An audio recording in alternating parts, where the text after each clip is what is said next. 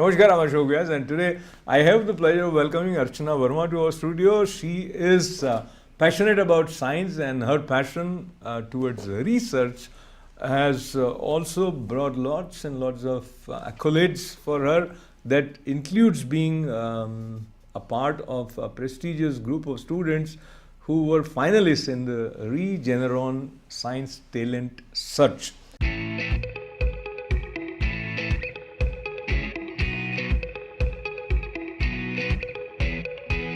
When I got a phone call from Washington, D.C. about coming to Regeneron STS, I immediately started crying into the telephone. My heart started beating really, really quickly. I was like, this can't be Regeneron. It was such a big dream of mine. I honestly couldn't believe it. I was shouting, screaming. To meet all these people and to come to DC and have this experience, it's already been so great. It's been everything I've imagined. The Science Talent Search, I would say, is probably one of the most prestigious, most amazing research competitions for high school seniors. Archna, welcome with congratulations. Namaste. Thank you. How are you? Good. So, as a scientist, you don't talk much, or do you talk? No, we talk. You do? Okay, so if you are doing some research work, then you need to communicate, and nowadays mostly communication happens through computers. What do you think in the pursuit of scientific research, verbal communication with another human beings is equally important, or computers have replaced it? I think verbal communication is arguably one of the most important aspects, because you're going to have to be presenting your research at some fair, at some conference. Just finding the results isn't enough. It's being able to show it to others, and that collaboration of having others build upon your research is important. So it's not only important to present it, but to present it well in a way that other people can understand, and then either suggest something to you or build on that research themselves. You know, art and science somewhere overlap here, and it's not, sometimes we are not in a mood to talk actually. Does that happen with you? I mean, or maybe there's body language of your instructor or your teammate with whom you are doing the research. You want to tell them something, but does mood play some role in laboratory setting? It can, but sometimes science generally has a specific pattern that it follows. One of the things I like most about science is that there's usually a logical pattern. So generally, that can be predictable at times. So I think that the importance of just having that focus towards trying to figure out what the next step is in your plan, because there's always a next step in research. The big thing is that even if you find something, there's always another question that you can ask. So there's always that pattern that you follow. You answer a question, you try and figure it out. That leads to a couple more questions, and you choose which path you think is the path you want to go down towards. So, Archana, sometimes we are restrained in our expression of joy. Even if some big thing happens, we feel that if we show it, it won't gel. How do you see yourself from their point of view? Let's say, let me read it properly. You earned first place in chemistry at Research Association WAC Science Fair, and that list is very long, and as I mentioned, national finalist in Regeneron Science Talent Search.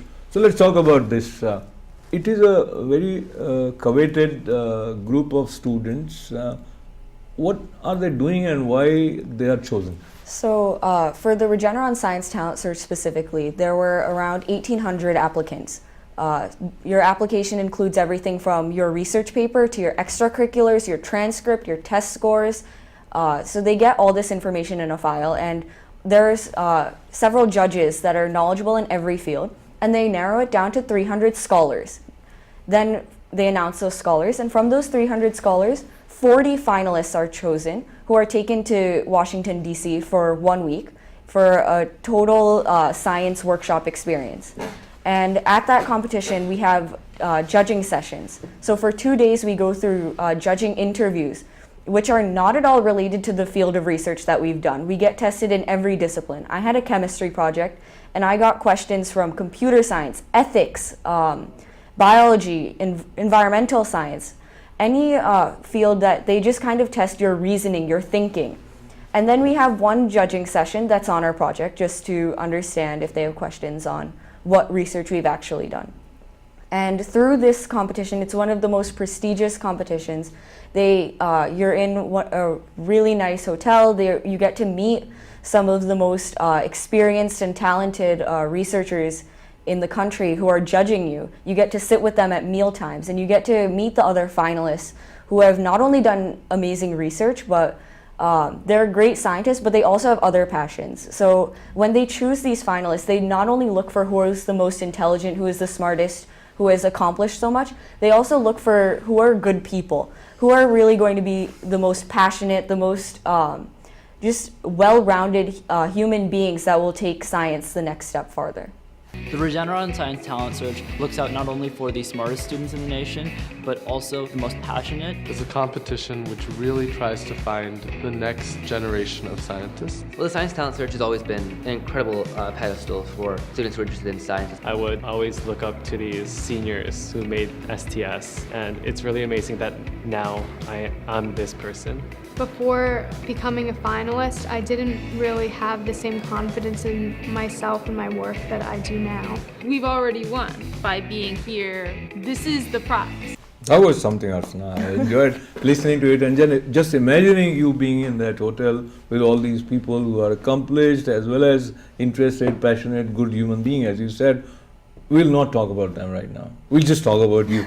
How about that? So let's try and learn from you the project with which you were there, and if you summarize it for someone who is not from scientific background to understand, what was your area? So I spent 2 years working in a chemistry lab, and about 20 years ago, scientists developed dye-sensitized solar cells, which were a cheaper, thinner, more flexible alternative to the silicon solar panels. And these dye-sensitized solar cells can even be integrated into the windows of homes to generate energy. But over these 20 plus years of research and development, their efficiency is only around 15%. And the silicon solar panels that we have now are up at around 40%. So what my project focused on was doing a chemical analysis of the light-absorbing dyes that are used in dye-sensitized solar cells to understand molecularly what happens. Okay, Archna. Okay, here is a small kid sitting with me, and he said, "What did you say, Archna? What cells?" If you repeat maybe what you just said, dye-sensitized solar cells. Solar cells, and they were not working efficiently, or not as efficiently. That was your observation. And you wanted to find the solution, what can be done. Okay. So what I wanted to do is understand what happens when light gets absorbed, where this energy is going, and why we're not able to convert as much of that sunlight into energy as we should be able to. So I did a chemical analysis to figure out what's happening at the molecular level. Wonderful, wonderful. What she just said, it appears as if a problem which one would say that it is not for me to look at it. There will be someone else, or there must be very, very senior scientists who should be focusing on this problem. So now as a scientist and as a student, no problem is big for you, or you draw your sort of lines in terms of what kind of area of problem as a scientist you would accept to deal with? I think anything that improves the well-being or the quality of life of someone is already worth it. And obviously some resources are going to be put into research, but if you can at least make some impact with the research, then I think it's worth it and worth at least looking into to see if it's a valuable sort of effort. Okay, so what was the response from others about your research at school, as someone who you would consider has been your mentor, and what did you hear from someone there at this forum of Regeneron science talent group of people? So I think in terms of at school, the students who are the Regeneron finalists, they're generally like very well respected because it's very well known that they always choose like the best students. So it's really an honor to be part of that elite group of 40 kids. And so there's definitely been a lot of respect in that way. And in terms of when I worked at the lab, I think I worked for 2 summers. So as I built from that, just entering the lab till now, they've given me a lot more freedom in that in the beginning they kind of just let me watch and help a little bit, but as I started gaining experience, they started respecting me more as a colleague and let me kind of direct the project in a way that I was interested in. We have been so honored that in our 76-year history, we have had 3 sponsors. Now, our inaugural year, it's Regeneron, an incredibly innovative, entrepreneurial, biopharmaceutical, biotech company. It's a place where pretty smart and talented seniors in high school get to, most importantly, communicate the importance of their projects to the rest of the world. One of the biggest things with creating is collaboration. So one of the great things is that I get to meet all these people. It's great knowing that there are 39 other people that care about science as much, maybe even more, than you do. This experience of being together and talking about different talking points is really eye-opening for me. Sharing this experience with them has truly been very enjoyable.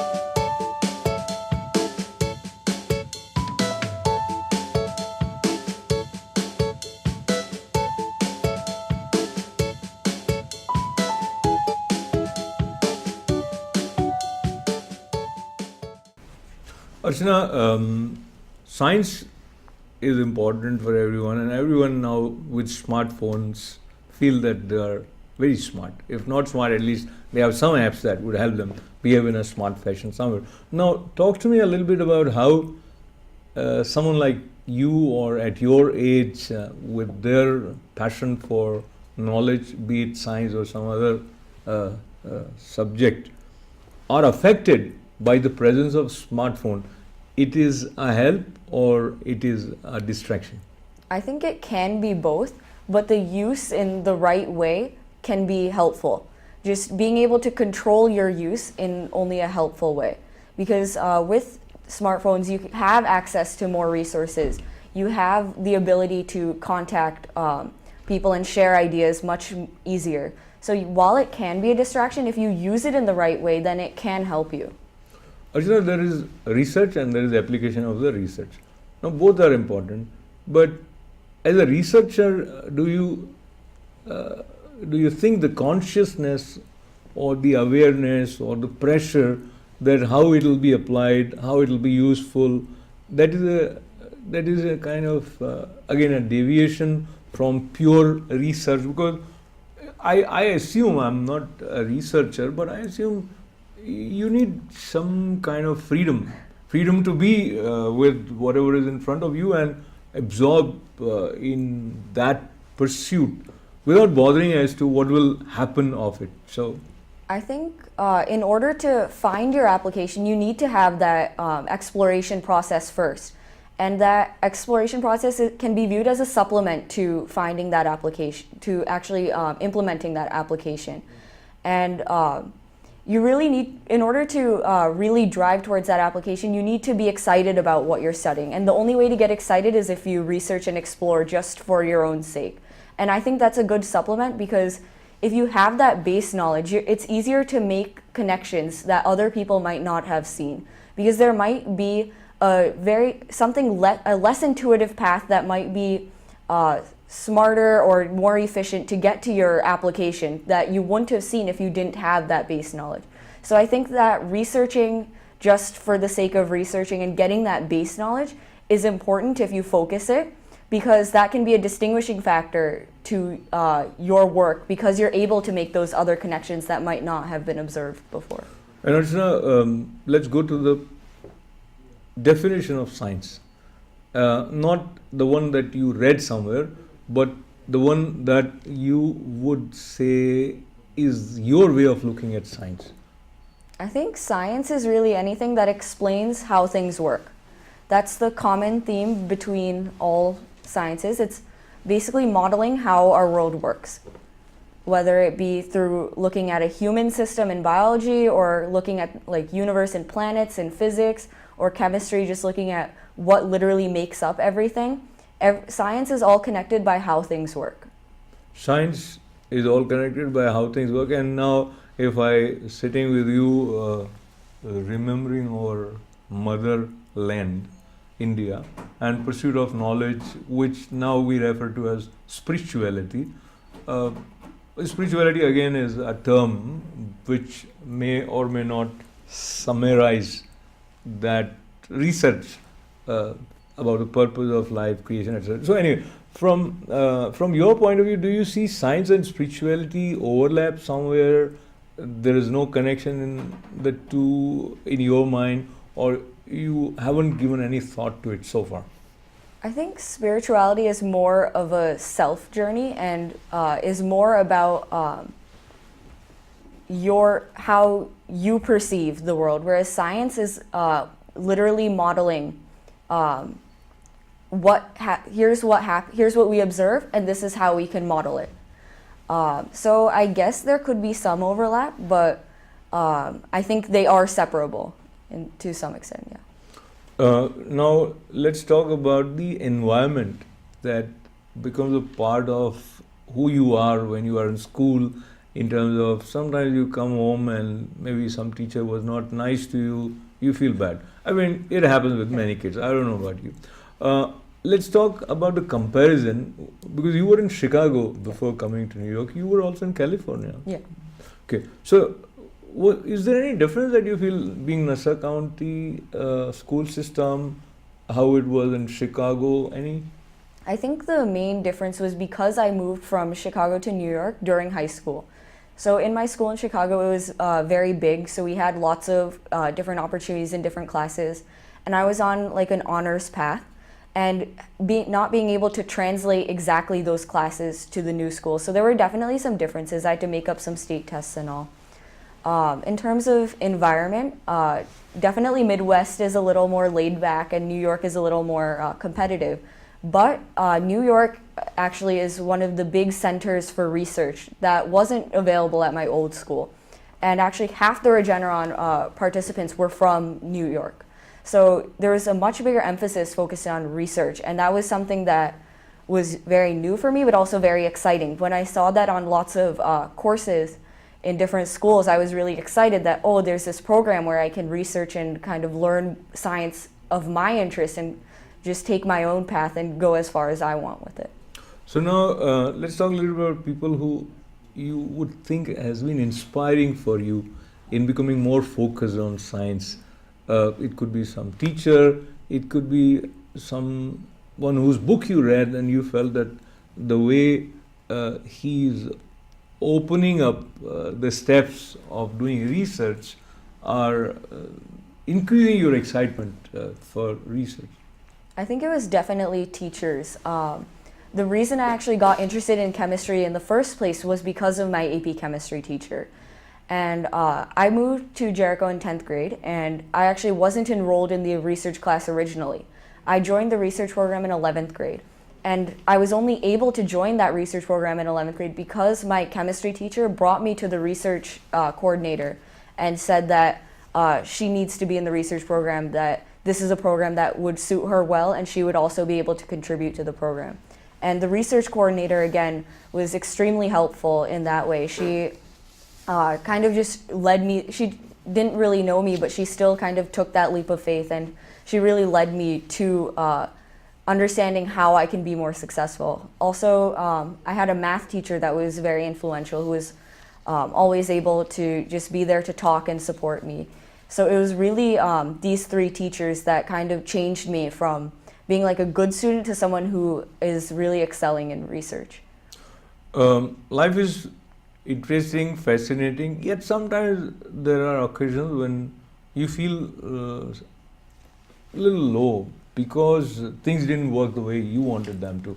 At that point of time, family comes to support. So talk to me a little bit about how sharing at home helps you in gaining that strength to stay focused and continue to excel. I think I would usually come home from school usually pretty late. It's completely normal for me to finish school at 6:30, or sometimes I've even stayed till school till like 10, 11 o'clock. So by the time I come home, I'm usually exhausted, and so it's nice to be able to completely just let go and like not be as stressed at home as I would be at school. So that's definitely like a de-stressor where now I can just kind of relax a little bit and actually recollect my thoughts so that I can move forward more effectively. And what sometimes happens is if you see someone at home working in certain fashion, maybe they have some work ethics or there is certain value system that becomes a part of you as you grow. From that point of view, anything in particular that you feel you learned at home and it helps you? I think generally both my parents and my brother, all of them have been definitely been role models in that I've seen them work hard all their lives, and they've also encouraged me to do the same. Whenever there were definitely times when I was very stressed out and didn't want to do anything anymore, and it was really them who encouraged me that I should continue research, I should just go for that next level, and I might not have been able to do that myself if they weren't there telling me that it was worth me getting up and trying again. So now let's talk a little bit about the moments of celebration. So there have been many occasions where you read something which called for a celebration, and of course getting excited, congratulations, and yet there is some tangible. What is your way of celebrating? Some party or maybe doing more research or? I think we generally maybe like go out to eat or something, and it's just kind of just that feeling of validation that because in all these competitions we're judged by PhDs and experts in the field, so just getting that validation that they not only understood my research but they thought it was important and they valued what I had spent the past few months learning and really totally engaging myself in, and that they appreciate that. So it's definitely an honor that they were able to appreciate what I've done, and they were encouraging that this is worth it, you need to keep going. And in order to continue to go, and as you mentioned about a wholesome personality, it is not just science. Archna's focus has also taken her towards Bollywood dancing or badminton or mathematics or quiz bowl, science bowl, whatnot. So let's start with maths, which is near science. So as a researcher, your interest in maths, I think, is also an asset for you. Yeah, definitely. I think there's a very similar thought process that goes in math and science. And I think the fields are also very related because a lot of times it's the mathematical models which predict the science. So having both as a comparison is very beneficial in research to show that theory and observation are either in line or not in line, and that causes another research question, that why are they not in line? We once again would like to congratulate you on all that you have done, including being a part of the national finalist with this Regeneron Science Talent Search, with lots and lots of good wishes, and thanks a lot for being with us here. Thank you. Namaste. Thank you. Thanks to Archna and thanks to all of you with lots of good wishes. This is Ashok Vyas.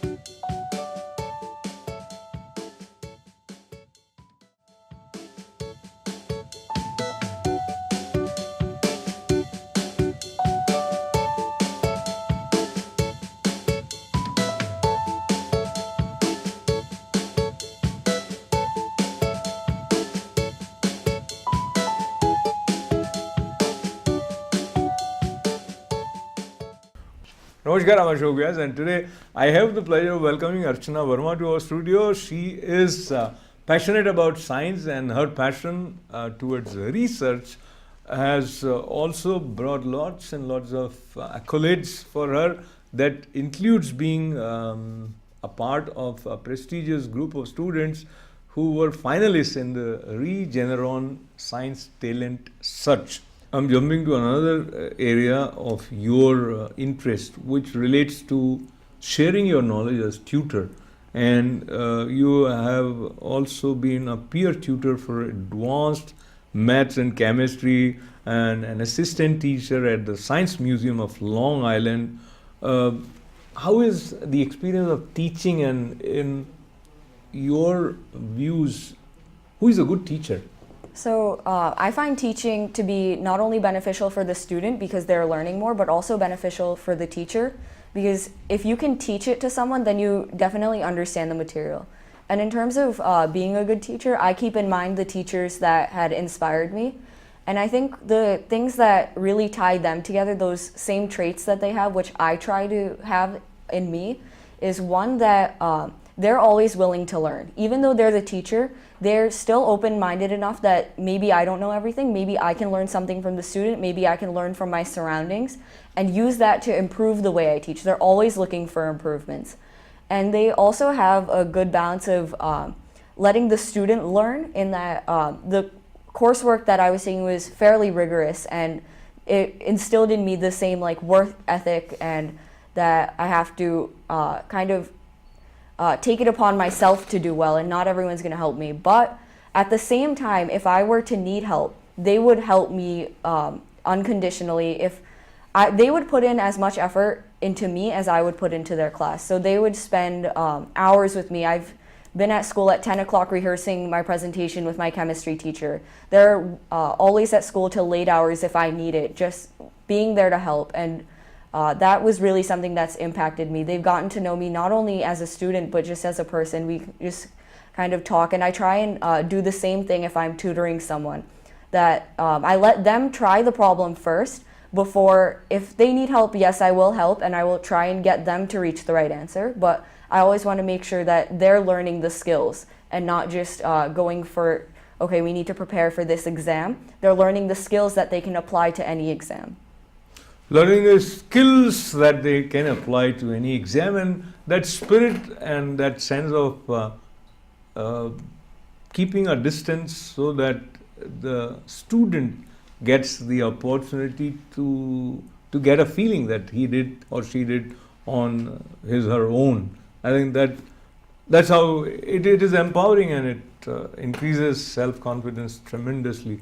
And talking about your self-confidence in presentation, as you said, you prepared very well, and yet when you go out there on stage and there are many people listening to you, for the first time when you were doing a presentation, how was that? Were you nervous? And now when you do, is there any difference? First time presenting was, I was very nervous. The first time I presented was just in front of my class. So in our research class, we generally have in-class presentations. We present to our peers and they ask questions. So definitely nervous to be presenting to my peers and see how they would respond. But I think what I've learned over presenting countless times to my peers and at all these competitions is nothing replaces just knowing what you're talking about. Because I've spent so long with the research, now it's less of I need to memorize a rehearsed script, but I just need to talk about my research and go through the steps so that they can see the same thought process that I had. Because if they can follow my thought process, then they can appreciate the work that I've done. So it's really just practicing now how to convey that concisely and in an understandable way, rather than memorizing a script. And it's more just having a conversation with the judges so that they can learn and appreciate your research the way that you have. And you just have to present it in a very clear and concise way. Beautiful. And with that beauty, we go back to your research work, which is related to, in abbreviated way, it is DSSC. And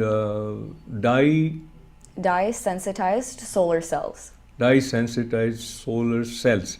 Now, you tried to understand how electron would generate current, and you talked about competing current generating mechanism, contribution to lack of DSSC efficiency growth. Now, please explain it again, and the way you are looking at it for potentially making it more efficient, is it something that you feel is likely to happen soon, later, where it is? So what happens, my study was very new. I didn't study the actual dye molecules, I studied simple units of them. So mine was kind of like a proof of concept that this is a totally unresearched area that we need to focus on. So there are two main paths that we could see. We could either see that all the inorganic dyes that we have are inherently limited, just molecularly, that there's a problem, and we need to focus our efforts towards some other energy solution, or we could find that there's a way we can engineer our way out of this inefficiency and generate this optimal efficiency solar cell, and these solar cells can even be integrated into windows of homes. So I think both paths are equally beneficial, either knowing that this is not an option that might lead to efficient energy generation, and we need to focus our energy towards something that has a greater chance of improving the way we get energy here. And so that's definitely one path that has its merits, that now we know that this is not a valid option. Or we can find that there is a way to make these solar cells much more efficient and actually be able to turn them into windows that can generate power. So I think whatever we find, this was just kind of that starting point, that this way of researching these solar cells has not been done. And once we can do that, I think either way the research will be beneficial no matter what we find. So now let's go to the hypothetical scenario. You managed through your research to unveil something new, something which brings about dramatic changes in people's lives, and it also brings, along with recognition, $1 million. So what would you do with this $1 million if it comes to you? Anything that you have in mind? Not right away.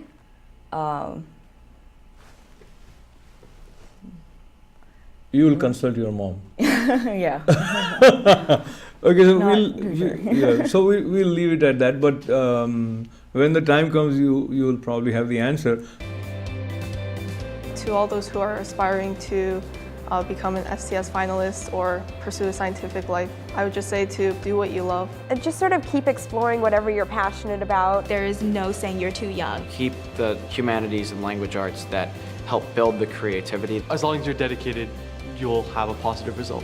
Don't be discouraged. Keep on doing as much as you can. Let's talk a little bit quickly about some of the fairs where you have been a participant, as well as you were judged to be first. So there was one New York State Science and Engineering Fair. You won first place in chemistry in 2016 as well as in 2017. How was that experience? What was it? So at that fair, I presented 1 year's worth of research in front of different judges. It was a poster presentation. And I think at every competition, just getting exposed to a lot of judges in different fields is already very valuable in itself, because the discussions that I have with each of the judges there is also different, because I might have an inorganic chemist, an analytical chemist, an organic chemist. There's so many different viewpoints that can be taken to my project, and they all have their own interesting contributions to how they view my research, and all their questions are very different concerning some different aspect. And I really enjoy getting to discuss with all of them different points of my research. This Long Island Science and Engineering Fair, and you won first place in chemistry and Yale Science and Engineering Award in 2016. Then you also won first place in chemistry and ASM Materials Award in 2017. So at the Long Island Science and Engineering Fair, that's getting first place there is made me qualify for the Intel International Science and Engineering Fair. So that's actually a 2-day competition. So from the first round, the top 25% in your category move on to the second round. And from the second round, then you're chosen for the Intel Fair.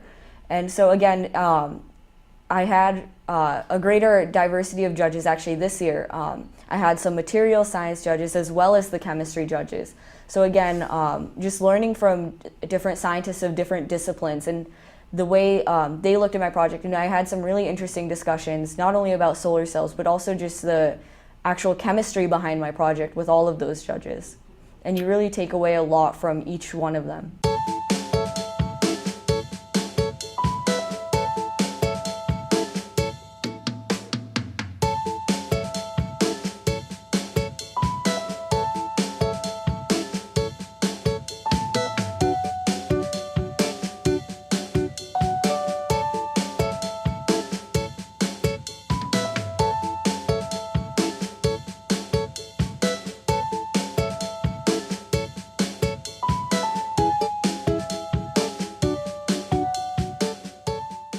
Let's just pause briefly and look at Archna's experience of being in such gatherings. Are you somewhere conscious yourself, or does somebody bother that you are naturalized citizen, you are not a born citizen of America, or it doesn't matter? It is all knowledge that matters. I think once you're in these fairs, that everyone just has such a respect for the work that you've done that it doesn't really make an impact, because everyone there is kind of in the same boat as you. We're all passionate about some avenue of science, and just that there's that mutual respect among our peers that you might just have a different branch of science that you're interested in, but you're doing that very well, and I'm doing my thing very well. So I think knowledge in some way has a unique way of doing away with boundaries, and there is something universal that is happening somewhere. So there is universal way in which knowledge helps us in going beyond boundaries. And Intel International Science and Engineering Fair, you won first place in chemistry and you qualified for ISEF 2017. So it's quite an achievement. And how was it being a part of it? So at Intel ISEF, that was definitely one of the more impactful fairs. So here I was competing with, rather than a small category of 10 to 20 kids, I was competing with closer to 200 kids in my category. I was judged, instead of three or four judges, as it would be at a local or state fair, I was judged by closer to 30 judges. And I was giving my presentation several times a day. So these are some of the top judges. And just, it was so much more exposure. The entire day was dedicated to your judging. And that was actually, last year took place in Phoenix, Arizona. This year will take place in LA. So you get to spend a week with kids from your region. You get to meet people from all over the world. So getting to meet other kids, there were, I think, 1,800 participants last year from, I think, 77 countries. So getting to meet not only kids from where you're from, but getting to learn from kids with totally different backgrounds, totally different stories, yet they're all unified by this pursuit of scientific knowledge. And getting to meet them, we had different activities, like we had a pin exchange. So it's not only just about learning academically from the judges, those 30 judges that I had, but it's also getting to learn from our peers. You're doing all these activities with kids from all over the world. So what kind of activities you do with kids from all over the world, and anything that has stayed with you, which was peculiar, which was new for you, and you found that very interesting? I think one of the best experiences was we had this pin exchange where all the participants were in one big hall, and we had little like pins that were from where we are from. I had New York pins, and then people from everywhere else had pins representing their country or state.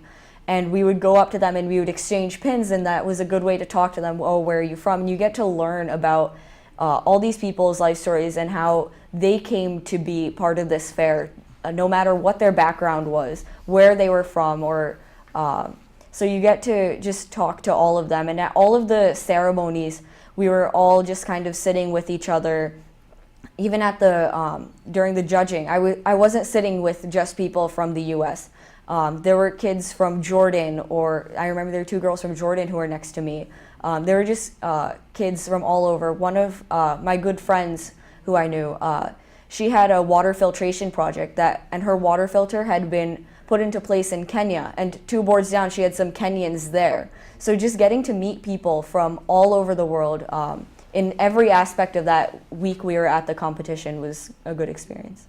Sitting with Archna and listening to her experiences kind of convinces me that good things are happening in the world, and good things will continue to happen in the world if we stay focused and if we sustain our pursuit of knowledge, whatever that branch may be. I'll quickly mention Long Island Science Engineering Fair. You earned first prize, Archna, in chemistry, and Yale Science and Engineering Award. There is another award.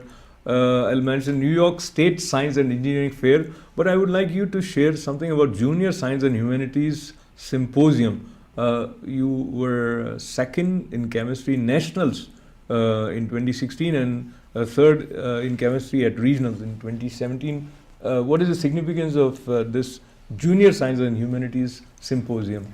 So this was another competition, except instead of having a poster board, we would give a PowerPoint presentation in front of a couple of judges and some other students. And I remember the first time I went to the regional competitions in 2016. It was one of my first competitions, and I had a judge that asked me some very difficult questions that I didn't totally know the answers to, and that was the first time that had happened.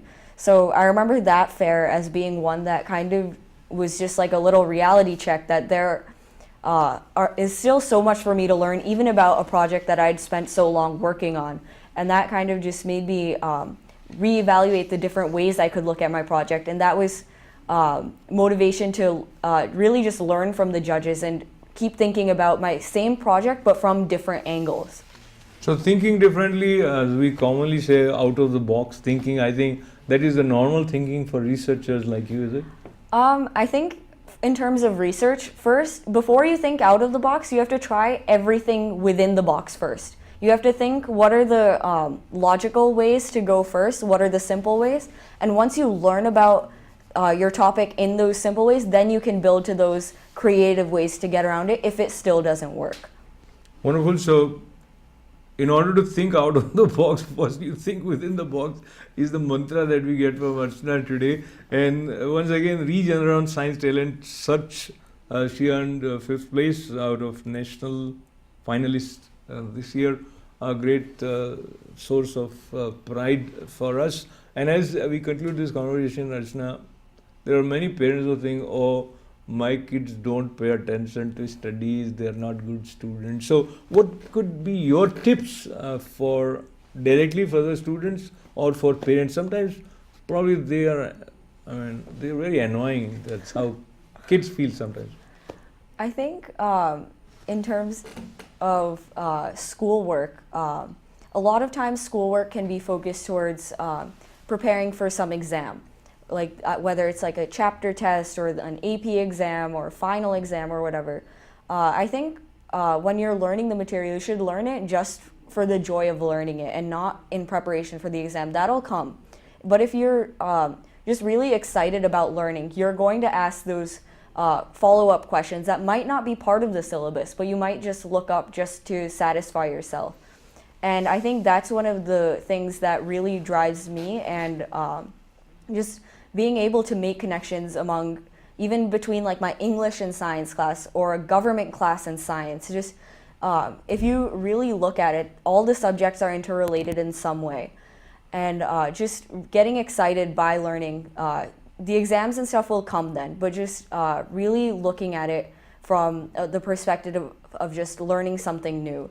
When I was preparing for the Regeneron Science Talent Search finals, I knew that the questions they were going to ask were not going to be related to my field. So I kind of had to expand my knowledge and just not focus on chemistry, just get a general knowledge. And I found that actually very enjoyable. No matter how much time and work it took, I enjoyed just whenever I saw an article, instead of saying, oh, I'll look at it later, I decided to look at it right then. If there was a question that I saw, like maybe I'd seen something and I wondered how it worked, instead of saying, oh, that's not important, I'll figure it out later, I looked it up right then and there. So I think that's actually an enjoyable process once you commit to just learning it for the sake of learning rather than in preparation for some exam, because it does matter, even if it's just for self-fulfillment, that it does matter. It's not, why does it matter? It's not going to be on the syllabus. Wonderful, Archna. That last answer of Archna is like a TED talk in itself.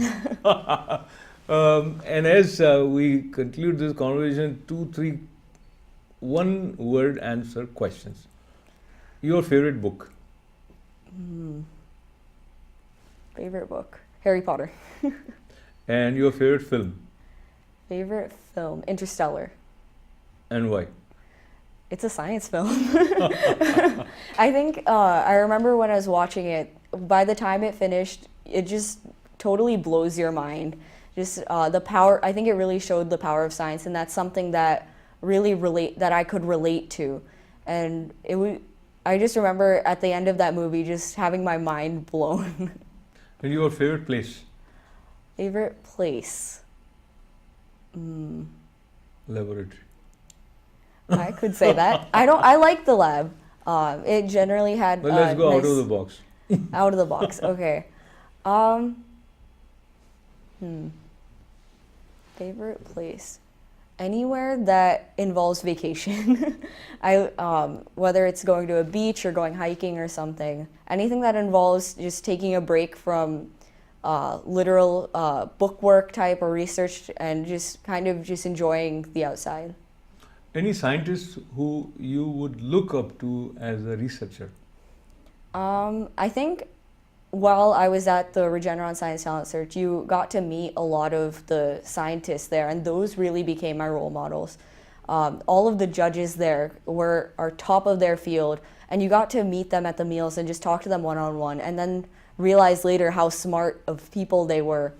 And you got to know them as people. We got to meet the Chief Scientific Officer of Regeneron, and we recently rang the NASDAQ closing bell with him, George Yankopoulos. So he was definitely an inspiring figure. He gave several speeches during the event, and just hearing his story, and similarly all the judges, they're definitely served as role models, as people we strive to be. Role model, one name emerging is Archna's, but I think she has, if not long way, she has some way to go. Yet there are lots and lots of anecdotes full of inspiration from the resource of Archna's experiences. You know when they describe the speechless feeling in news stories and things like that? It's just the most amazing feeling I've had ever. Well, it's really neat to know that people like my research. I'm sort of following in my grandfather's footsteps a little bit, because he was also a finalist. I feel blessed to have had family and friends who have brought me to this point, and just to be able to see and experience all the things I have on the way here. It's been the journey of a lifetime.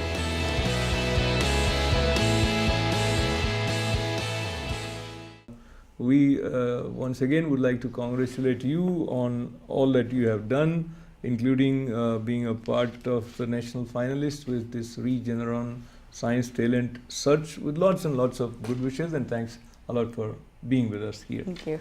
Namaste. Thank you. Thanks to Archna, and thanks to all of you with lots of good wishes. This is Ashok Vyas.